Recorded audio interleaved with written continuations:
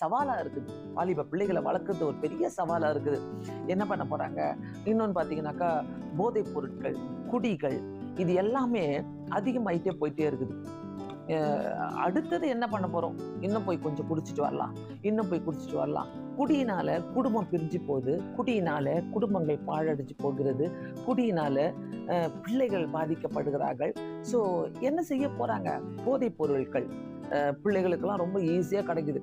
ஸ்கூல்ல கிடைக்குது, காலேஜ்ல கிடைக்குது. அவங்களை இன்னைக்கு வெளியே அனுப்ப பயப்படுறாங்க. ஸோ இந்த மாதிரி காரியங்கள் வரும்போது, நீங்க என்னைக்கு இயேசுவை ஏற்றுக்கொண்டு வீட்டுக்குள்ள ஜெபம் நடக்குதோ, குடும்ப ஜெபங்கள் இரவும் பகலும் நடக்குதோ, அந்த குடும்பங்கள் எல்லாம் பாதுகாக்கப்படும். பாதுகாக்கப்படும். நோவா தன்னுடைய குடும்பத்தை தன்னோடு கூடவே கொண்டு போனார். ஸோ அந்த குடும்பங்கள் கண்டிப்பாக பாதுகாக்கப்படும் என்பதுல டவுட்டே கிடையாது. அதனால தான் மார்த்தா தன்னை ஏற்றுக்கொண்ட இயேசுவை ஏற்றுக்கொண்டாள். அந்த இயேசுவை ஏற்றுக்கொள்ளும் வீட்டுக்குள்ள வர வைக்கணும். வீட்டுக்குள்ள